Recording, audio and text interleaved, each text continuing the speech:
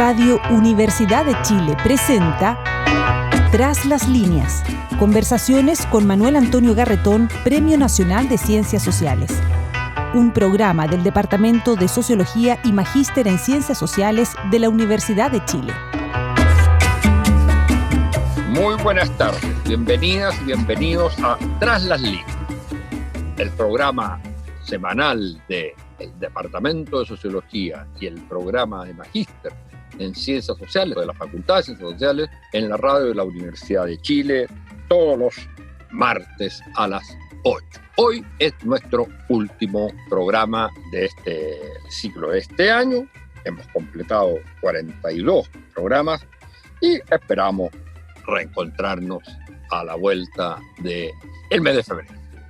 A comienzos de marzo nos reencontramos. Y para cerrar el ciclo de hoy tenemos una conversación de balance de muchas cosas con una de las periodistas culturales, pero más que eso, una gran mujer de la cultura y de análisis de la cultura en Chile, no solo desde la perspectiva de las comunicaciones, sino también famosa por su crítica literaria. Farideh Serhan, periodista, es la fundadora fue la primera directora del Instituto de la Comunicación e Imagen de la Universidad de Chile.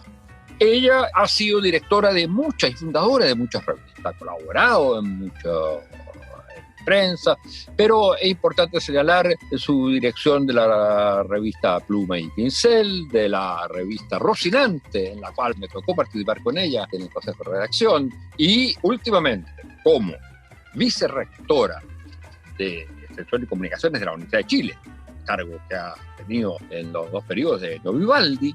Ella fundó otra revista que es una de sus especialidades, que se llama Palabra Pública y que tiene una muy importante resonancia, digamos, en los medios académicos y más allá de eso. El tema que nos convoca es que estamos terminando un año, comenzando otro, un año en que obviamente el tema de la pandemia nos ha comido todo, pero al mismo tiempo está la continuación del año 2019, que fue el estallido y lo que ha significado este año el proceso constituyente. En un mundo, además, con temblores importantes, más allá solo de la pandemia, como ha sido el caso reciente de Estados Unidos, con el liderazgo ya casi indiscutible en el mundo de China. Pero a nosotros, en esta porción del mundo que es nuestro país y que enfrentamos algo enteramente inédito, algo enteramente nuevo, como es el proceso constituyente el próximo año. Lo que uno se pregunta en este mundo, pandemia, estallido, constitución, proceso constituyente, cambio tecnológico fundamental, ¿qué ha pasado con el mundo de la cultura? Y básicamente en el caso chileno, el mundo de la cultura desde dos puntos de vista. El punto de vista de la cultura como manera de ver la vida, ver las cosas, construir imaginarios, darle sentido a la existencia individual y colectiva, y también la cultura como trabajo profesional de los trabajadores de la cultura, que son los artistas y muchos otros. Farideh, muy bienvenida a este programa. Si tú tuvieras que decir en un concepto la transformación de la cultura en el mundo de la pandemia y qué es lo que nos espera para el futuro, partamos por lo primero. Gracias, Manuel Antonio. Saludo a tus auditores y auditoras en este Tras la Línea. Además te felicito, 42 programas. Me parece que realmente es un muy buen récord. Creo que sin duda ha sido un aporte este diálogo, esta conversación. Y a propósito de cultura, justamente es lo que nutre a la cultura. La cultura es la reflexión.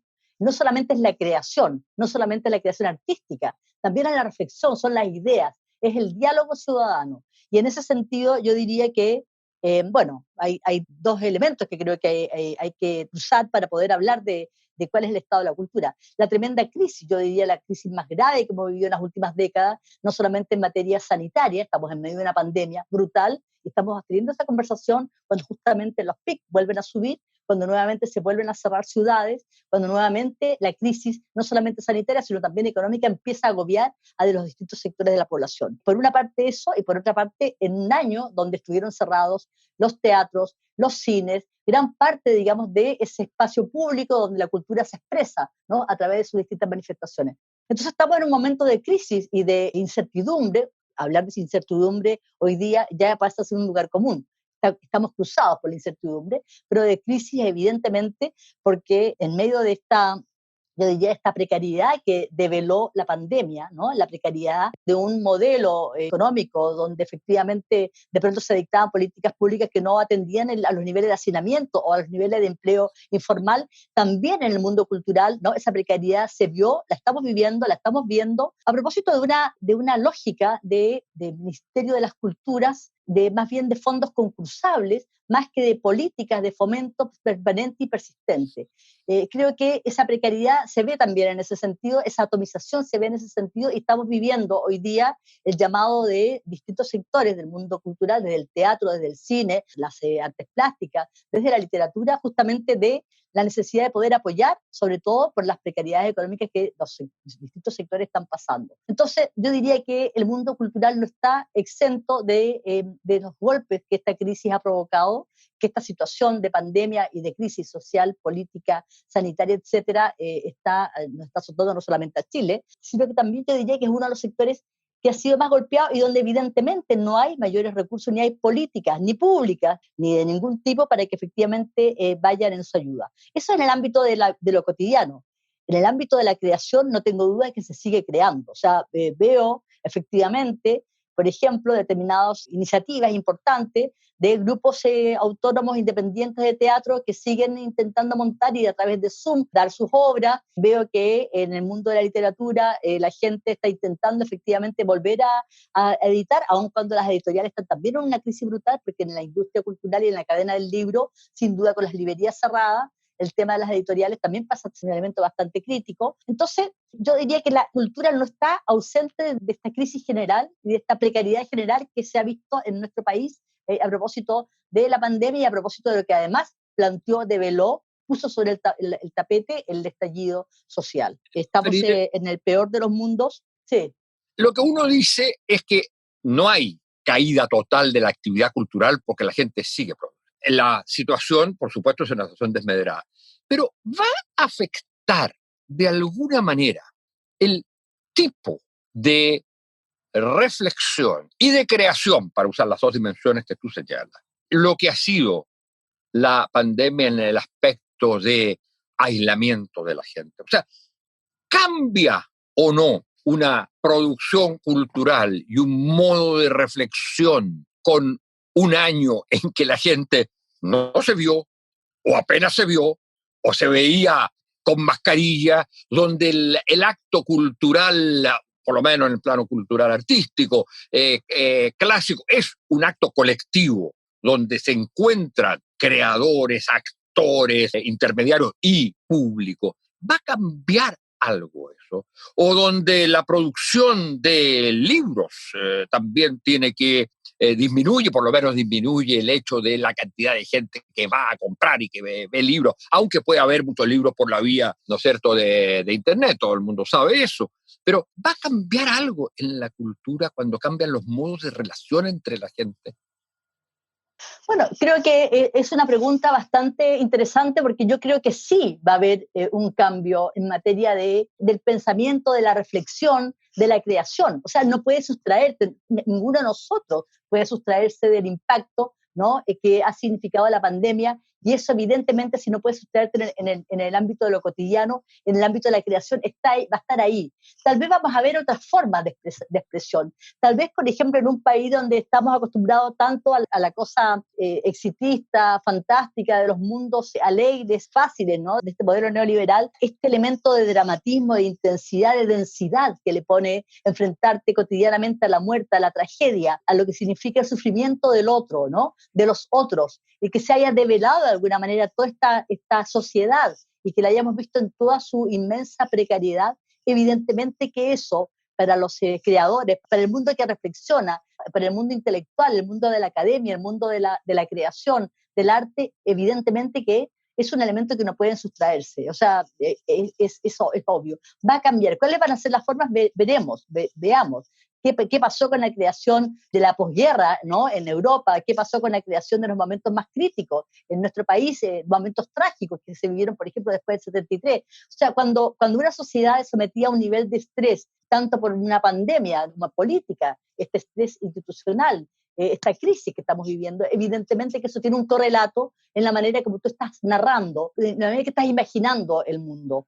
Yo creo que espero que veamos obras que den cuenta de esa dimensión humana, de esa tragedia que ha estado tan ausente además en las últimas décadas en este mundo occidental exitista, esa dimensión también del oscuro. A mí lo que me preocupa era precisamente ese aspecto, porque cuando tú señalas la guerra, incluso no podría irse a la crisis de la Gran Depresión, generó escuelas de pensamiento.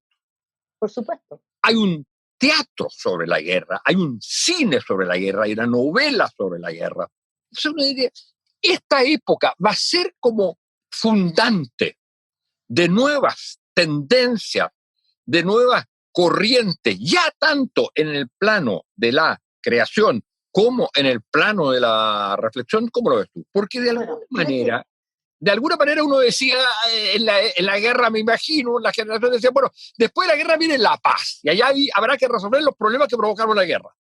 Pero, ¿qué tipo de sociedad va a cambiar tanto las sociedades?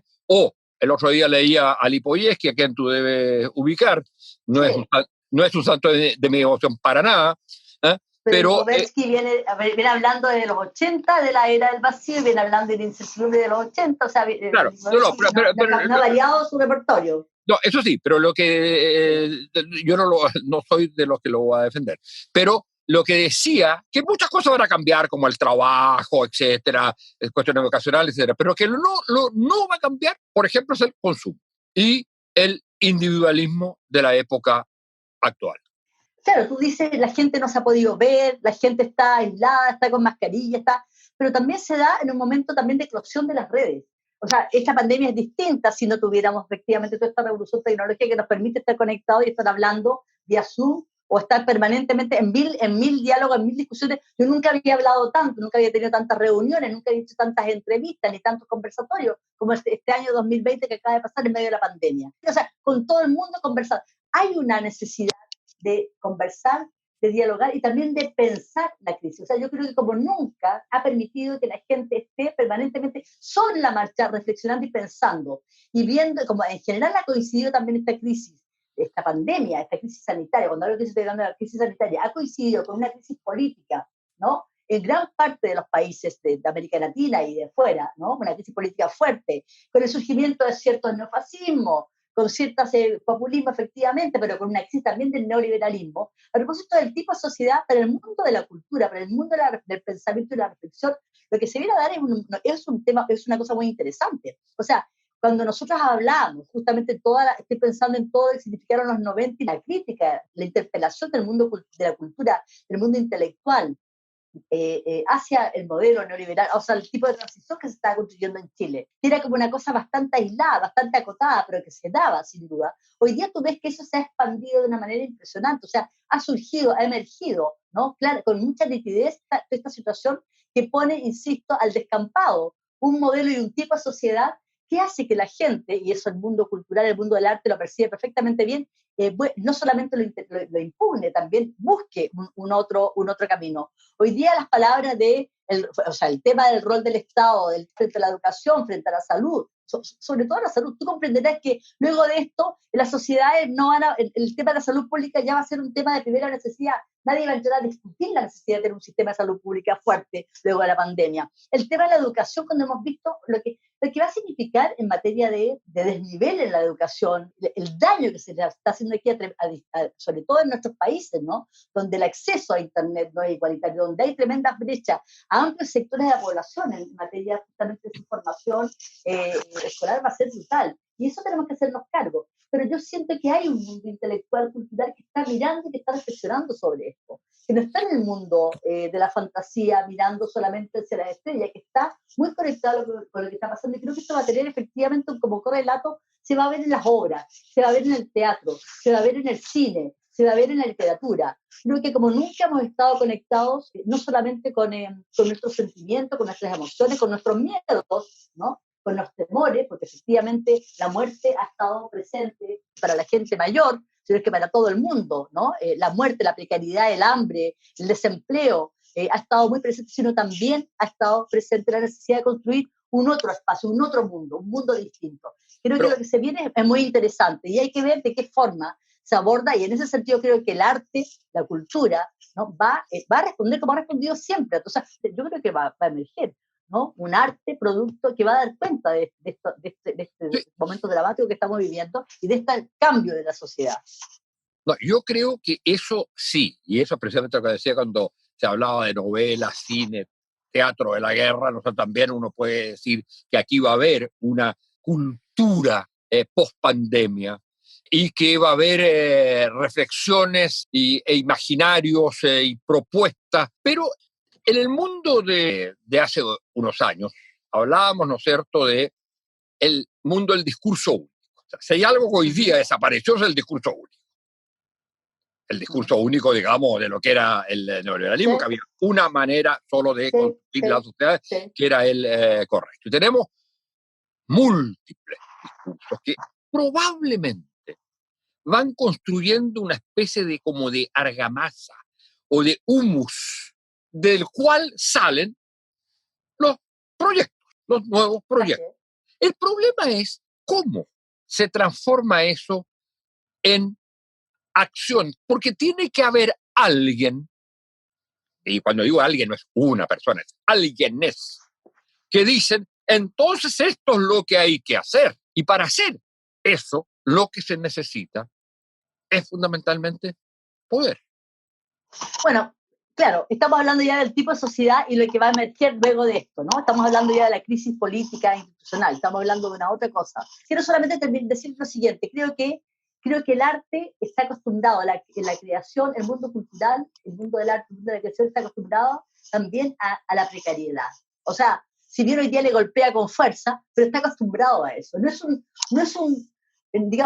mundo que necesite el acomodo para poder crear. Creo que justamente estos escenarios, estas arenas movedizas, esta situación brutal de estar al borde del vacío, como en el momento podríamos decir que están nuestras sociedades, mirando el vacío. Estoy pensando en las sociedades como estas que tienen situaciones de desigualdad brutal, de la cual nosotros no podemos no hacernos cargo al momento de describir lo que está pasando aquí. Y en ese sentido tenemos los creadores y tenemos un ethos aquí cultural potente, fuerte, que es mucho más potente que el de los propios políticos, que del mundo político, ¿no? Es mucho más potente que además ha sido permanente, donde vamos a ver esos aportes, vamos a ver esos resultados, vamos a ver esas creaciones.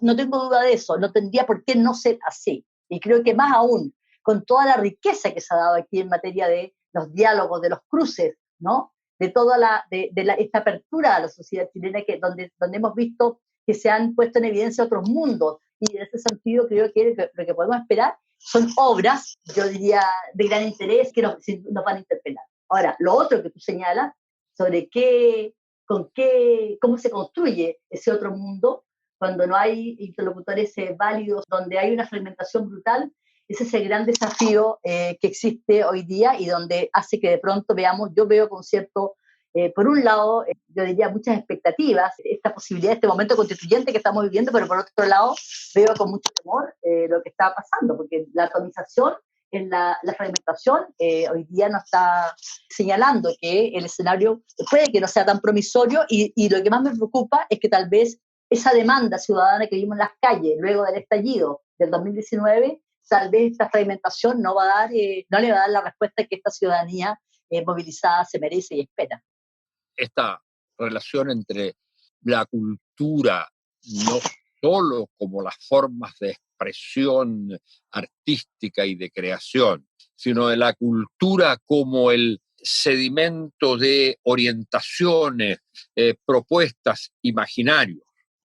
Eso existió en la época, para volver al símil, de la época de la Segunda Guerra Mundial, y de todo eso salió movimientos que realizaron transformaciones muy, muy importantes a nivel de sus países y en el mundo. Por ejemplo, uno podría decir, con todas las críticas que se le quieran hacer, la socialdemocracia fue eso.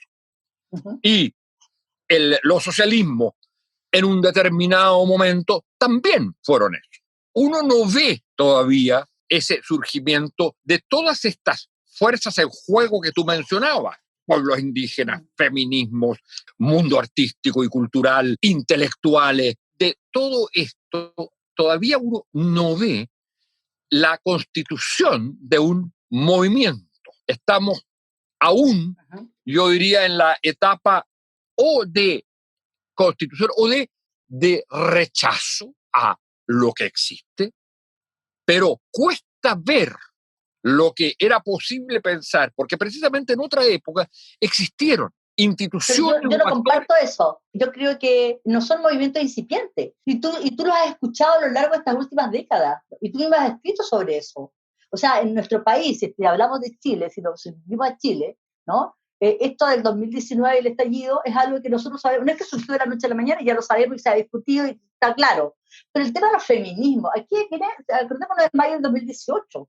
O sea, estos son planteamientos que nos vienen a irrumpir ahora. Yo no me refería a fueran incipientes. Lo que quiero decir es hasta qué punto los movimientos en plural no necesitan ser parte de un movimiento que de alguna manera tiene un horizonte y capacidades ahí está la política y capacidad de implementar. Claro, exactamente. Están los partidos, está la política, y para eso es la política. El punto es ¿dónde está la política? ¿Cómo está la política? Ese es el punto. Ya, la interrogante, esa es la brutalidad. Exactamente. O sea, creo que no hay un correlato. Creo que la política no está a la altura de esos movimientos. Yo creo que eso es el drama, Faride, sin duda, y yo me he dedicado a escribir sobre eso, sobre esa ruptura. El último libro se llamaba La Gran Ruptura, pero me atrevería a pensar que la política que nosotros conocemos y de la cual hemos hablado y de la cual hemos participado, esa política, la mejor, ya no puede existir como tal porque tú tienes un tipo de sociedad que ya no se estructura como se estructuraba la sociedad, por ejemplo, de clases, donde tenía clases claritas, el Estado, y entonces había que organizar los proyectos de clase en términos de una institución que se llamaban partidos, y eso tomaban el poder y realizaban proyectos.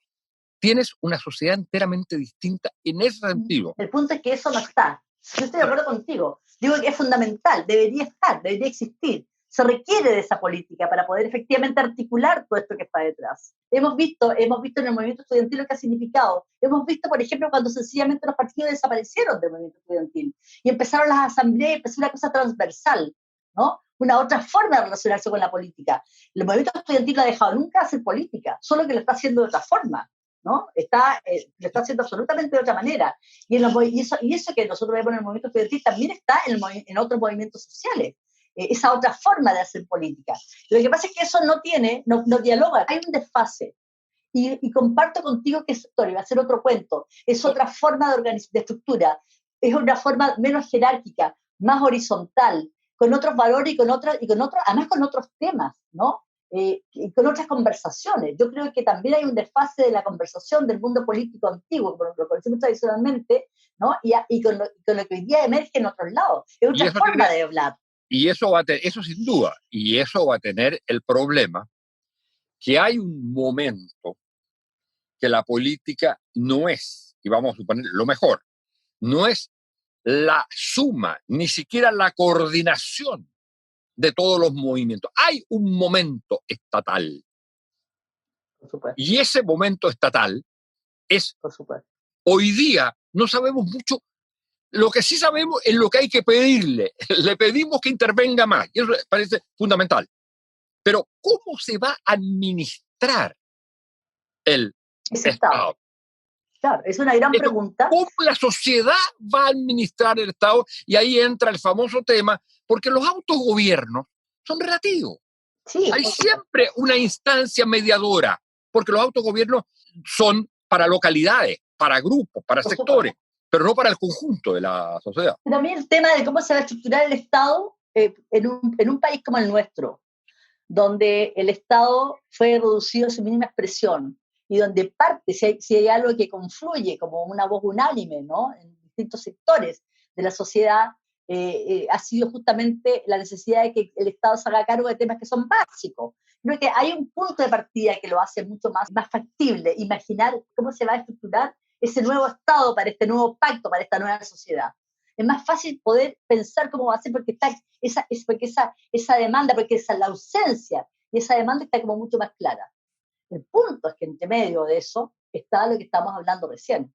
Cómo efectivamente falta una pata para toda esta conjugación, hay un ámbito que no está presente con nitidez, que es el tema de la política. Eso hace que este momento sea mucho más complejo. Estamos teniendo esta conversación en el año 2021 y que están todas las elecciones juntas, ¿no? Las más importantes, sin duda, la constituyente, las municipales, la de gobernadores, las presidenciales. Imagínate lo que significa eso, con este nivel justamente de deslegitimación, de falta de interlocutores, es muy complejo, y sobre todo porque uno ve y percibe que aquí hubo una demanda muy nítida el 2019 durante el estallido, porque hay un país que quiere determinadas cosas. Entonces, eso hace que estemos en un momento muy complejo, donde efectivamente no están todas las patas de esta mesa, faltan algunas que son muy importantes y eso hace que... Hay un problema de refundación de la política que parece una cuestión fundamental. Ahora, la paradoja en todo esto es que si Chile es una esperanza en medio de lo que ocurre en el mundo, precisamente por procesos constituyentes, lo notable es esto que se produjo, que es desde la sociedad una gran estallido y demanda, una respuesta de una clase política que uno puede criticar lo que sea, pero una respuesta que le devuelve la solución a la ciudadanía y que la ciudadanía acepta esa propuesta con todas las críticas que se le pueden haber hecho. Uh-huh. Y yo creo que eso habla de lo que puede venir, que la forma de relación entre lo que es la política y la sociedad ya no va a ser la relación permanente, imbricación permanente entre los partidos y los movimientos, que en Chile esa relación respondió muy bien, los grandes proyectos históricos nacieron de ahí, sino que va a tener que ser como una especie de intermitencia, en que hay un estallido, una demanda y una movilización, hay una respuesta parcial de la clase política, vuelve a la ciudadanía y eso es lo que hace avanzar la sociedad.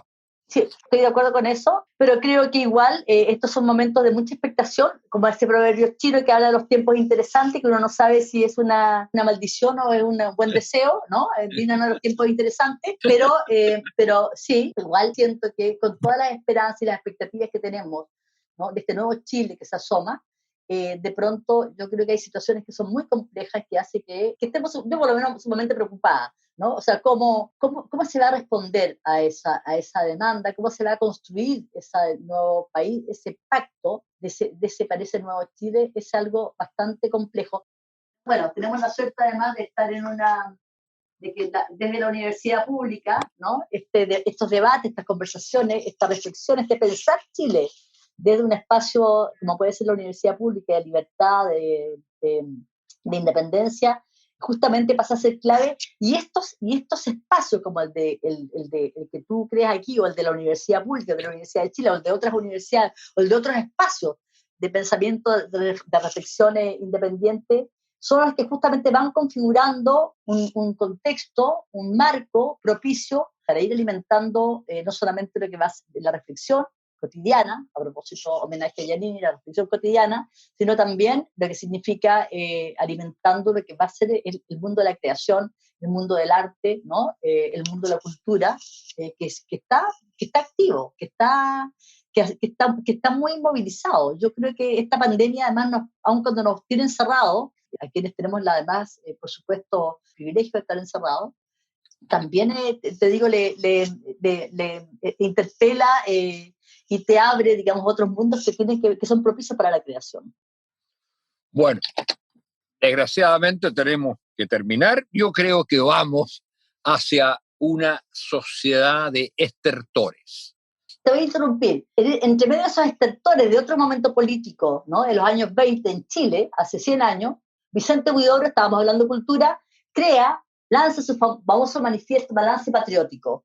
Justamente cuando era candidato a la presidencia de la República, levantado por la Federación de Estudiantes de la Universidad de Chile, en medio de esos, ¿no? Justamente lanza este manifiesto. Efectivamente, vamos a vivir, como tú dices, estertores o momentos de fragmentos de mucha intensidad. Estertores, respuestas parciales de lo que llamábamos el mundo político, el mundo dirigencial, vuelta a la sociedad, pero la política, mi impresión es que no va a poder ser la misma, y el que haga lo mismo, incluso que lo haga bien, ese es el punto, el que crea que la política puede seguir siendo lo mismo que ha sido hasta ahora, yo creo que va a fracasar. Creo que no solo la política, ninguno de nosotros seremos los mismos luego de esta crisis, de esta pandemia y de toda esta crisis brutal en la cual estamos inmersos. Creo que esto ha sido un sacudo muy, muy, muy brutal. O sea, dicho de otra manera, ya que estamos en el plano literario, nosotros, no los de entonces, sino los de hace un año, ya no somos Así es, exactamente. Bueno, muy interesante. Muchas gracias, Faride. Hemos tenido una conversación con Faride Serán, la vicerrectora de Comunicación y Extensiones de la Universidad de Chile, en este último programa de este año de Tras las Líneas. Gracias a todas y todos ustedes, señoras y señores auditores, por habernos seguido, por su compañía, y esperamos encontrarnos el próximo. Radio Universidad de Chile presentó Tras las Líneas. Conversaciones con Manuel Antonio Garretón, Premio Nacional de Ciencias Sociales. Un programa del Departamento de Sociología y Magíster en Ciencias Sociales de la Universidad de Chile.